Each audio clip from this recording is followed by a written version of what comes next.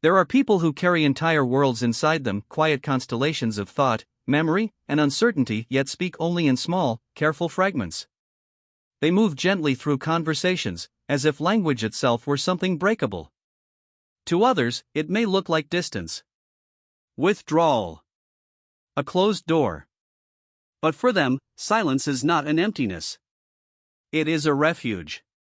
A place where the noise of misunderstanding cannot reach, where their emotions can soften into shapes that make sense. Silence becomes the room where they can finally breathe without being watched, judged, or questioned. And although they may long to be known, there is a deeper longing that comes first, the wish to feel safe. The wish to exist without pressure. The wish to stay whole in a world that asks them to unfold too quickly. Chapter 1: The Quiet Beginning. There are people who move through life with a softness so subtle that the world rarely notices it. They speak gently, if at all, and their quiet becomes a kind of second skin, something they wear to navigate spaces that often feel too loud, too fast, too demanding. Their silence is not dramatic, not cold. It is simply where they feel most like themselves. A place where their heartbeat can settle into a rhythm that doesn't have to match anyone else's expectations. They notice things others miss: the tone beneath the words, the pauses in conversations, the tiny shifts in emotional air. And with every observation, a part of them retreats a little, not out of fear alone, but out of caution. Out of a lifetime of learning that speaking can sometimes make them feel exposed, misunderstood, or misplaced. Silence becomes the place where they can think before they are seen. Where they can feel without the pressure to explain. To the outside world, this quiet may look like distance. People might assume disinterest, shyness, or aloofness. Yet inside, there is often a deep, attentive presence. A mind analyzing its surroundings, a heart listening for signs of safety. They carry a constant awareness of how their words might land, how their emotions might ripple outward. And in that awareness, choosing silence becomes a gentle act of self-preservation. But beneath the calm exterior, something tender lives. A quiet ache. A longing to connect that drifts just beneath their composure. They want to be understood, but they need to feel safe first. They want to speak, but only when the space feels steady. So they wait. They watch. They breathe. And their silence, which others might interpret as absence, is often the place where they feel most real, unrushed, unedited, untouched by the noise of expectations. Chapter 2: Where the silence was born. Silence rarely begins as a preference. More often, it begins as protection. Somewhere in the early landscape of a person's life, long before they had the words to articulate discomfort, their nervous system learned to read the room. They noticed who raised their voice first. Who grew impatient. Who dismissed small feelings as overreactions. They learned the delicate choreography of emotional weather: when to step forward, when to shrink back, when to disappear into the background where the air felt calmer. For many, silence formed in moments that seemed ordinary to everyone else. A parent who unintentionally talked over them. A classroom where speaking was met with laughter. A friend group where their pauses made them feel slow, different, out of rhythm. These small moments collect, layering themselves like sediment until silence becomes instinct, not decision. And for others, the origin is sharper: homes where emotions were unpredictable, conversations carried hidden landmines, or vulnerability was treated as weakness. In such places, quiet wasn't just preference, it was strategy. A subtle, invisible shield that allowed them to pass through childhood without drawing unwanted attention. Over time, silence became a language they understood better than speech. In it, they felt less judged, less exposed, less wrong. They learned that withholding their voice spared them from discomfort, misunderstanding, or the weight of disappointing someone. Silence was the one space where they could not be misinterpreted. By the time they reached adulthood, the pattern was deeply woven. People around them might never guess that the quiet was rooted in history. That each unspoken word carried the shape of old experiences, some gentle, some painful, all formative. What began as a childhood adaptation slowly solidified into a way of being, a world where silence felt safer than the risk of being heard. Chapter 3: The brain behind the quiet. Silence feels safe for a reason. Not a poetic reason, but a biological one.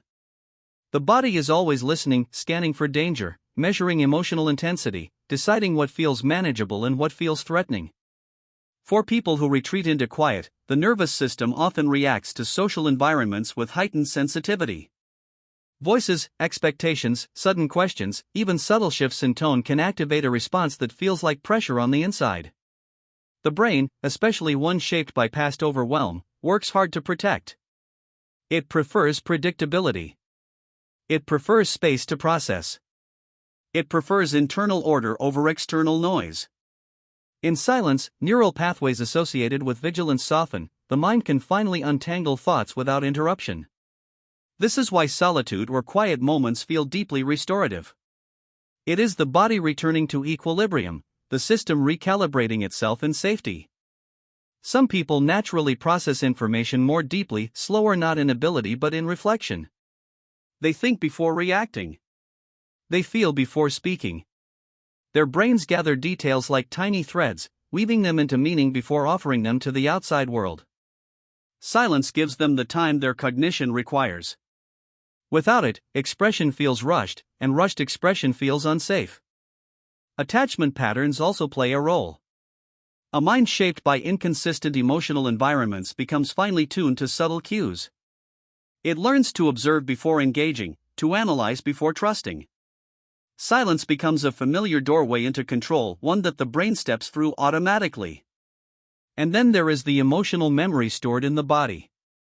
Situations that resemble past hurt even faintly can trigger the impulse to withdraw. Silence allows the brain to retreat from perceived danger and return only when it feels steady again. In this way, silence is not avoidance. It is regulation. It is how the brain steadies itself against a world that sometimes arrives too quickly, too loudly, too unfiltered. Silence, to them, is simply where the mind finds room to breathe. Chapter 4, The Tension Between Wanting and Hiding. There is a quiet conflict that lives inside people who feel safer in their own silence.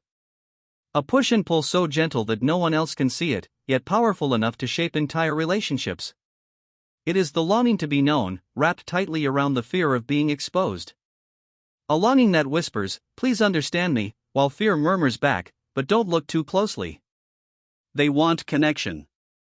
Deeply. They imagine conversations where their thoughts flow without hesitation, where someone listens with warmth instead of impatience. They imagine being understood without needing to translate themselves. But imagining and living it are two different worlds. When another person steps closer emotionally, not physically, the internal alarm stirs. Questions rise: will they misunderstand me? Will my words come out wrong? Will my softness be used against me? And beneath those questions lies an older anxiety, built from years of being talked over, minimized, or misread. Silence becomes the bridge they stand on, halfway to connection, halfway to retreat. There is a subtle ache involved in this tension. In moments of comfort, they feel the urge to open up, to let someone see the inner landscape they guard so carefully. Yet the moment they begin to speak, vulnerability sharpens the air around them. A part of them hesitates, scanning for signs of danger, preparing for disappointment. The desire to share collides with the instinct to protect, and silence becomes the compromise between the two. People around them might take this hesitation personally. They may assume disinterest or emotional distance. But the truth is quieter: connection matters too much to risk carelessly. They hide not because they don't feel, but because they feel deeply, so deeply that the stakes of expression become heavier. Inside this tension, life becomes a balancing act, the heart reaching forward, the fear pulling back, and silence waiting in the middle, offering temporary safety from both. Chapter 5, When silence begins to shift. There comes a moment, often small, almost unnoticeable, when silence no longer feels like the only safe place. It happens slowly, like dawn leaking into a dark room. A soft awareness appears: not every space is dangerous, not every conversation is a battlefield, not every person is a mirror of the past. This realization rarely arrives in a dramatic way. It shows up in tiny emotional movements. A conversation that feels gentler than expected. A person who listens without rushing. A moment where the heart speaks quietly, and nothing bad happens. These small, ordinary experiences create a kind of shift, loosening the grip that old fears have on the nervous system. For someone who has lived behind silence, the change can feel confusing at first. They may wonder why their voice suddenly rises uninvited. Why they feel safe around one particular person but tense around others. Why the instinct to withdraw falters, even if only for a second. This is the beginning of trust, not the loud, cinematic version, but the delicate, invisible kind that grows only where safety has taken root. The mind starts differentiating between the past and the present. It recognizes that some people don't punish vulnerability. That some conversations don't require armor. That some relationships allow space to breathe without being judged or misunderstood. And in that recognition, silence starts to feel less like a shield and more like a choice. This shift does not erase the desire for quiet. Instead, it adds something new, the possibility of being both silent and seen. Alone and connected. Safe and expressive. It is a moment when the person realizes they no longer have to disappear to survive. Silence remains part of them, but it softens. It becomes a room with a door that can open, not a wall that keeps others out. Chapter 6: Learning to Hold Sound Gently. Healing, for people who feel safest in silence, is not about becoming loud. It is not about forcing words out of themselves or filling every quiet space with noise. Healing is softer than that. Slower. More like learning how to hold sound without it burning their hands. As safety grows, voice returns in small measures. A sentence spoken without rehearsing it first. A truth shared without trembling. A moment of openness that feels strangely calm instead of threatening. These shifts are subtle, the kind that outsiders might overlook, but inside they feel monumental. They begin to understand that speaking does not have to be a performance. That expression can be gentle, paced, and honest. The world doesn't end when their thoughts become audible. Their relationships don't crumble when their feelings take shape in words. And with each quiet success, the body starts to trust the process of being heard. But integration is not linear. There are days when silence still feels like the only refuge, when the weight of being seen presses too heavily against the chest. On those days, retreating is not failure, it's maintenance. It's honoring the nervous system's limits. Healing is not about erasing silence, it's about expanding the emotional space around it. Over time, something new forms, a balance. A rhythm between quiet and expression. They learn they can speak slowly.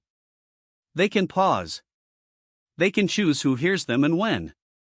They can protect their inner world without locking it away. And the voice that emerges, soft but steady, belongs entirely to them. In the end, healing is simply this: finding a way to let silence coexist with sound, without either one swallowing the other. Allowing the inner world to meet the outer world gently, at a pace that feels human, honest, and safe. Chapter 7: An ending that echoes softly. In the end, silence remains. Not as a hiding place, not as a scar, but as a companion, one that has walked with them through every chapter of becoming. It is no longer something they retreat into out of fear, but something they return to for clarity, grounding, and truth.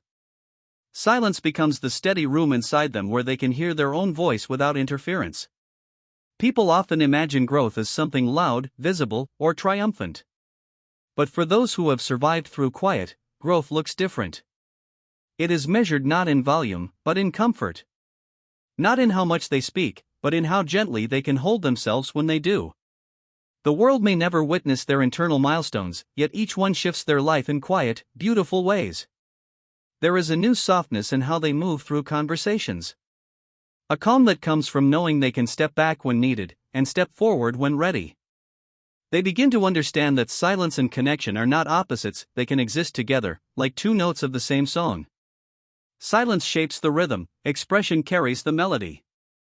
And perhaps the most profound change is this: they no longer apologize for their quiet. They no longer treat it as a flaw that must be corrected. Instead, they cradle it gently, recognizing it as a part of their nature, one that has kept them safe, whole, thoughtful, and deeply attuned. Some people speak to be heard. Some speak to fill space. But they speak only when it feels real. And in a world overflowing with noise, that sincerity becomes its own kind of music, soft, steady, unmistakably human. As the story closes, silence lingers like a final breath. Not empty. Not lonely. Just present. just theirs. A reminder that there is a quiet strength in those who move softly, a depth in those who pause, and a profound inner life in those who feel safest in the gentle, echoing spaces within themselves.